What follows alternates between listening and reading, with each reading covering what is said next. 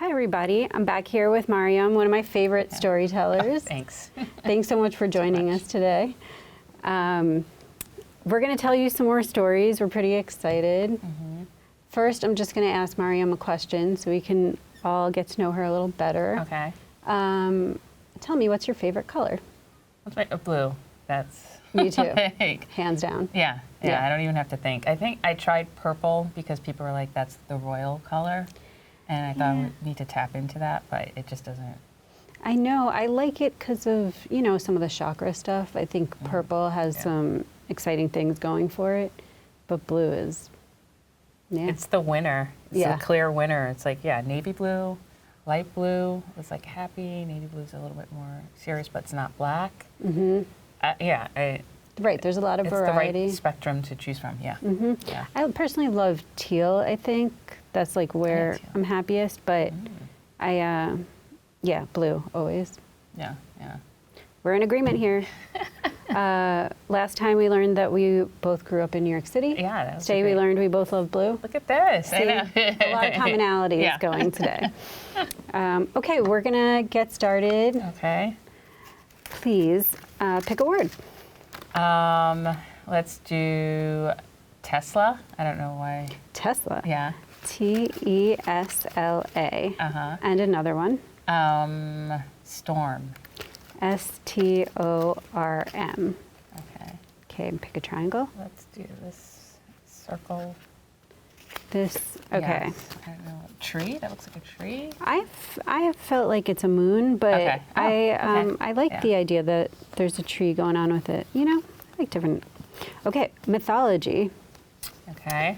Fiction, nonfiction. So you can make it up, or it can be like some mythology that you've heard before in your life. I feel like with Tesla, it might be an original myth, but you're the storyteller. It's up to you. Mythology. Okay. Tesla and storm. Tesla and storm and mythology. We'll be right back in a moment. Okay.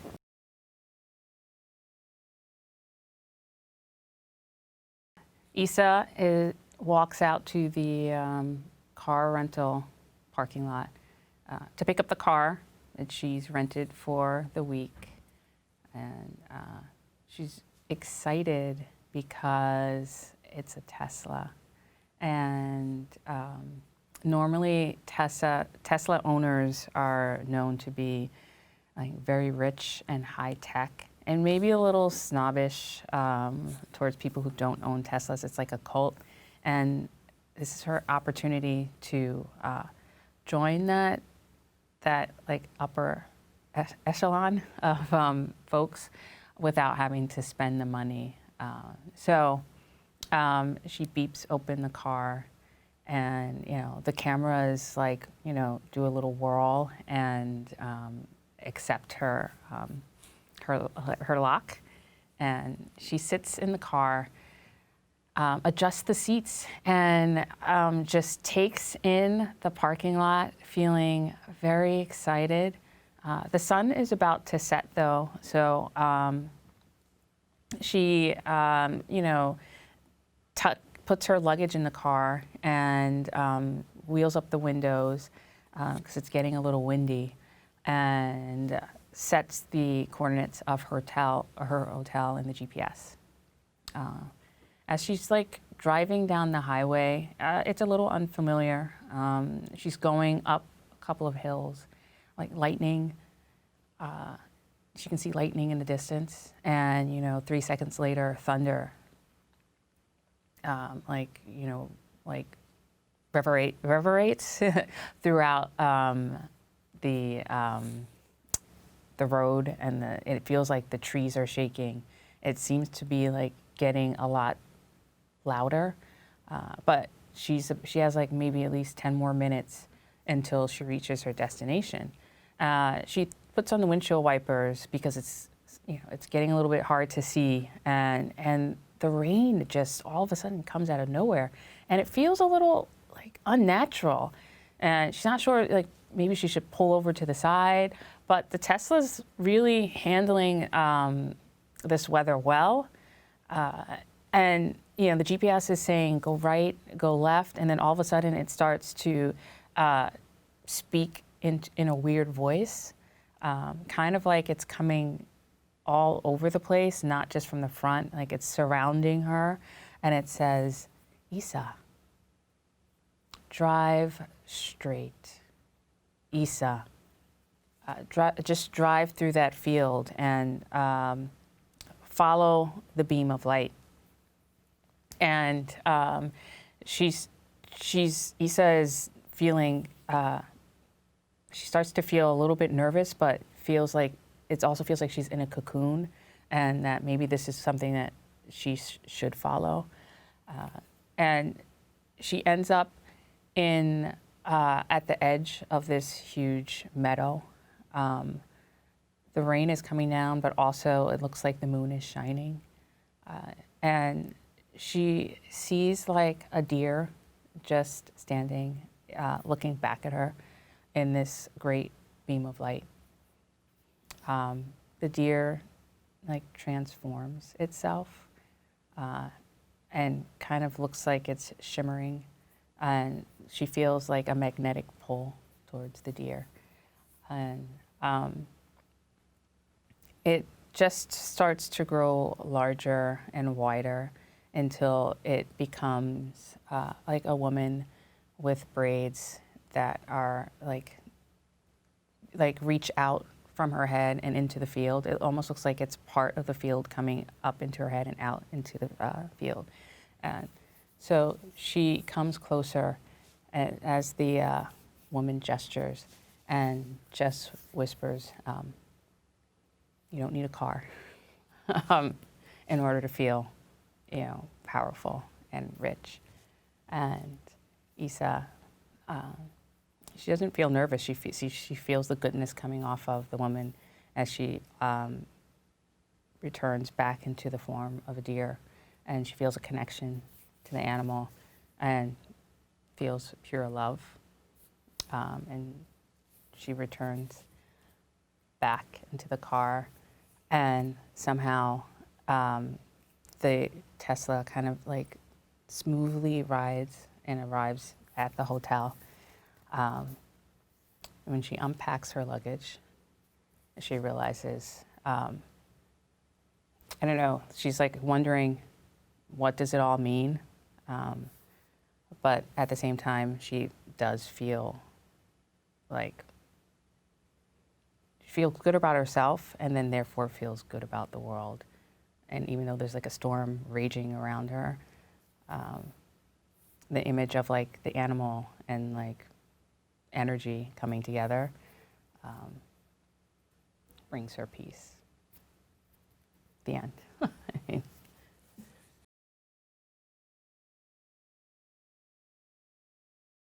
Thanks, Mariam, for that beautiful story. Oh, thank you. I felt like that actually telling a fiction story on the fly was riskier than telling a true story. That's interesting. Why did you feel that way? I don't know. I felt like the stakes were high for some reason. Like to tell a complete story. I always feel like telling a personal story is riskier because I'm always like just nervous about, I don't know, it feels very exposed, Yeah. It's more like the beginning, middle, end that I'm trying to get to. Yeah. That puts the pressure on for some reason. But you did it. Yeah, I did. We had all three elements. I loved the moment where the woman transformed out of the deer. I loved how you described the hair, like the braids flowing into the earth and everything. That was really nice. Thank you. Mythology is the greatest. Yeah. We learned so much from it.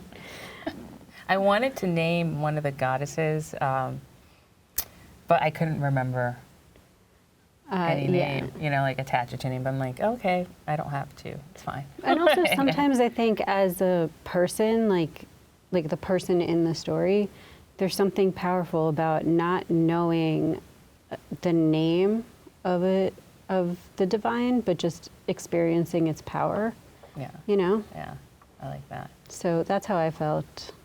Yeah, like adding a name is kind of like trying to control it instead of just experiencing it. Yeah, And almost the reverse, that like the Tesla had a name, so in a way that it was a brand made it less powerful, and being a force that can like transcend nature, not transcend it, but embody it in different forms. Yeah. That's the power. I like that. That's what I was thinking. Yeah. That's what I got. Okay. See? You conveyed it perfectly with a beginning, middle, and end. All right, now I'm up, so please help me get ready for this. There you go. Let's have a word. Yes, ma'am. Ma'am. Ma'am? Oh dear. M-A-A-M. And rainbow. Oh, rainbow. R-A-I-N-B-O-W.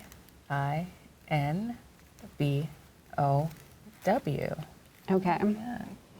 Oh, you were in this area before. Yeah. I'm trying to like both not remember and remember at the same time. I'm gonna go with this one. Okay. The short squiggly. Yeah, I'll the call it. short Ooh, snake. Interesting. Love letter, nonfiction, rainbow, and ma'am. Okay, I almost made a promise in a past episode about what I was going to talk about, so I think I got to do it. Ooh. So, all Excited right, to hear this. we'll be right back.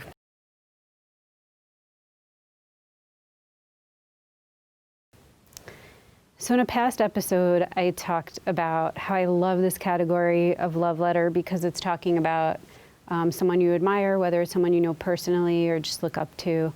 And I said that I've been looking forward to get this category so I could talk about Shannon Doherty, who I have loved since I was very little.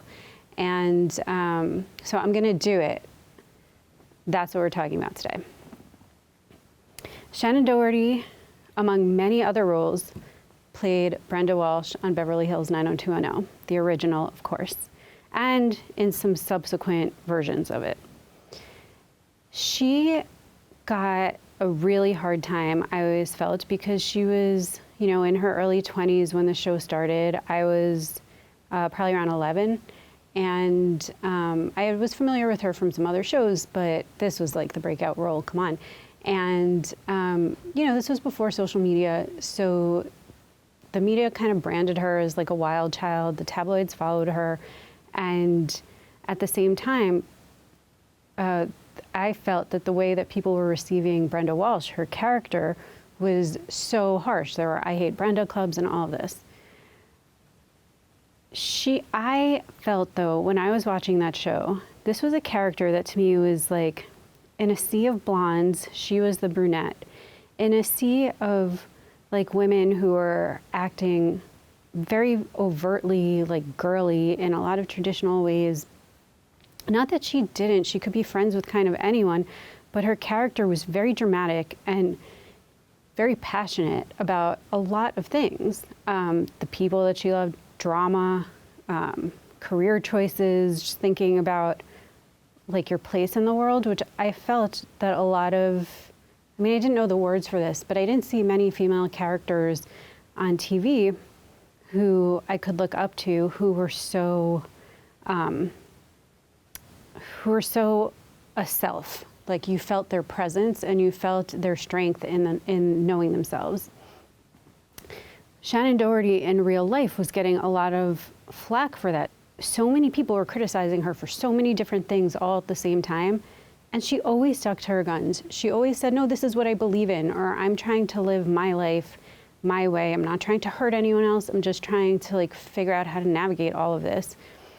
And she did that professionally and personally. It took time. It takes growth. It's hard to evolve, especially when people are looking at you and have certain expectations for you.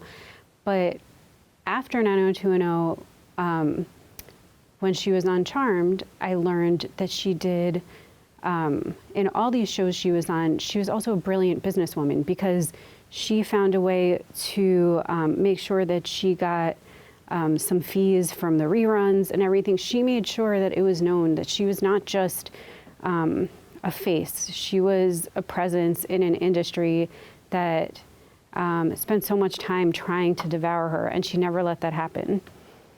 I spent so many years, just anytime there was something that she was in, I would look for it. I would always be so excited because I felt like she had a kind of vibrancy that was so rare to find. And I haven't used the words ma'am or rainbow, but I'm going to say that as I get older and people start calling me ma'am, and I don't enjoy it because it makes me feel old, and now I feel bad that I called Mariam ma'am because I meant it kindly, but you know, we forget our words sometimes. But I have watched Shannon Doherty grow in front of the spotlight. Obviously, I only know her, like what she puts forward. But I want to say that this past summer when they did the 90210 reboot, I felt so vindicated because her character playing herself was, the show realized how she was the linchpin, that Fox would never approve a reboot of the show without her, because why would anyone want to watch it without her?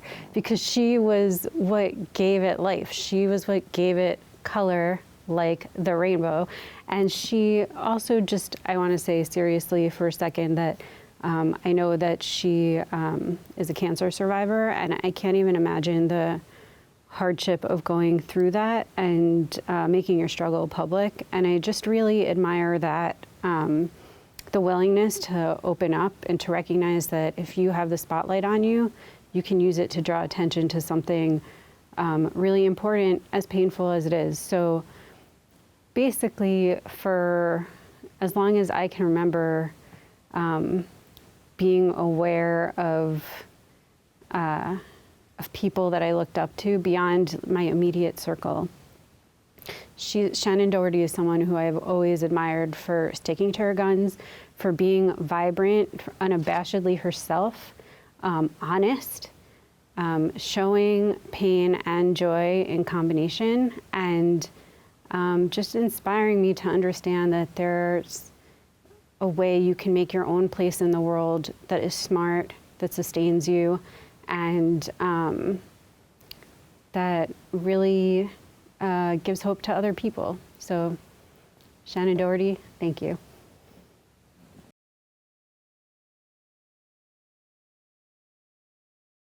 So that was my love letter to Shannon Doherty. It was great. I really enjoyed it. Thank you.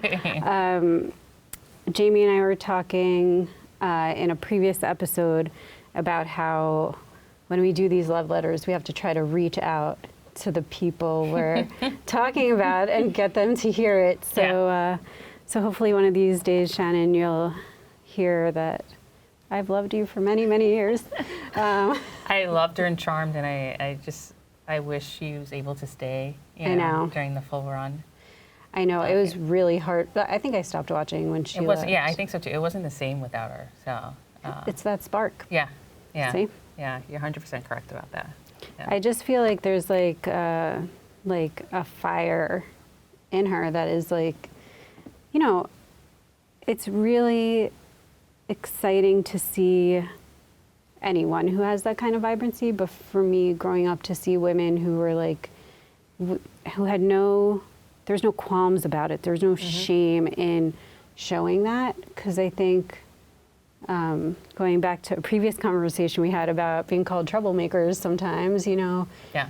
it's really nice to see women who fully grow into themselves, regardless of whether people consider them trouble.